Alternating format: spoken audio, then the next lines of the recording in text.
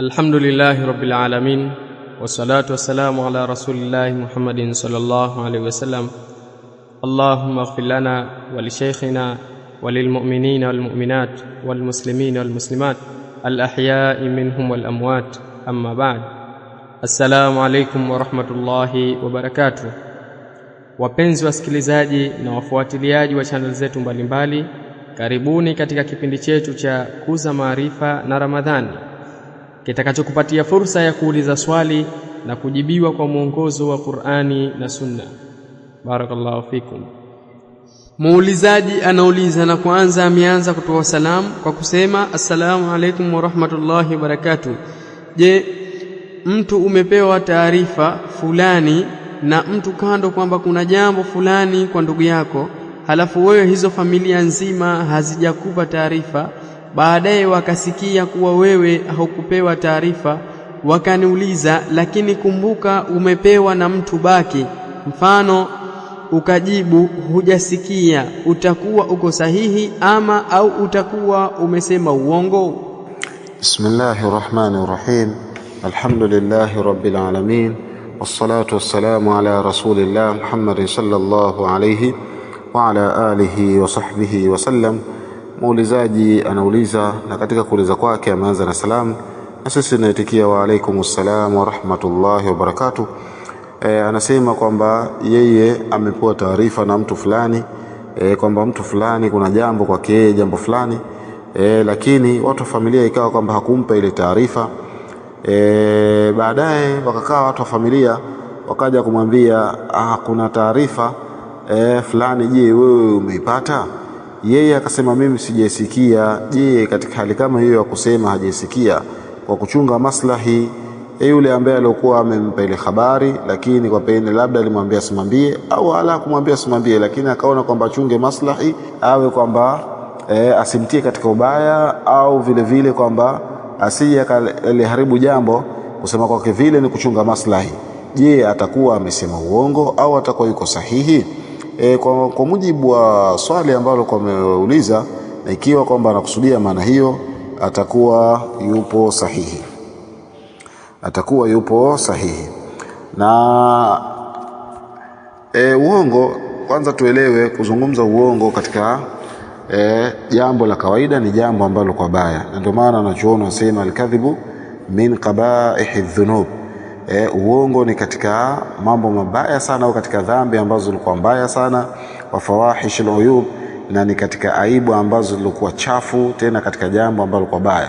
Bali tutosha hadithi ya Mtume sallallahu alaihi wasallam iliyokuwa imesema wakati alipokuwa akizungumza kweli na akizungumza uongo. Alipokuwa akizungumza uongo akasema innal kadhiba yahdi ila alfujur, na kwa hakika uongo unamuongoza mtu katika uovu, wa innal fujura yahdi ila an-nar, na kwa hakika uovu unamuongoza mtu katika moto, wa innar rajula la yakdhibu hatta yuktaba inda Allahi kadhaban, na kwa hakika mtu atazungumza uongo mpaka atafikia pahala ataandikwa mbele ya Allah kwamba huyu mtu ni mtu ambaye alikuwa muongo sana.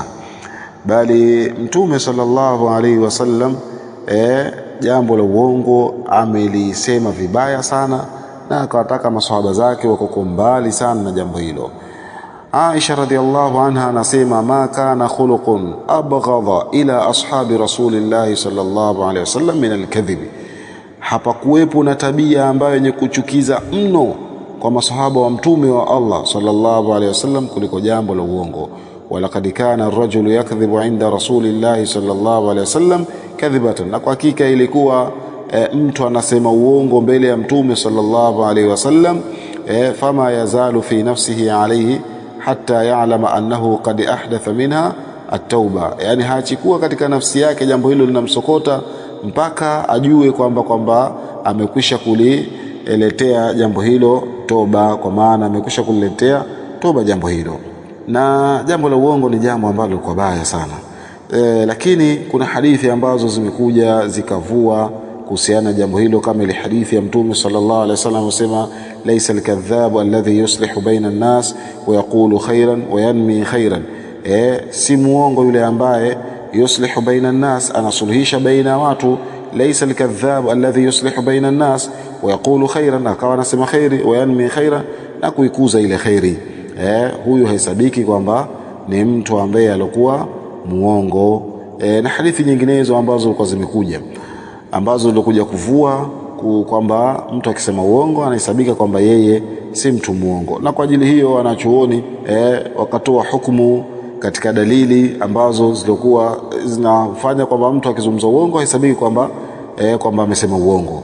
Wakasema kwamba al-kadhibu laysa muharraman lidhatihi, uongo sio haram kwa dhati yake, bal lima yatarattabu alayhi min al-mafasid, bali kwa yale ambayo yanapangika juu yake katika mafsadi.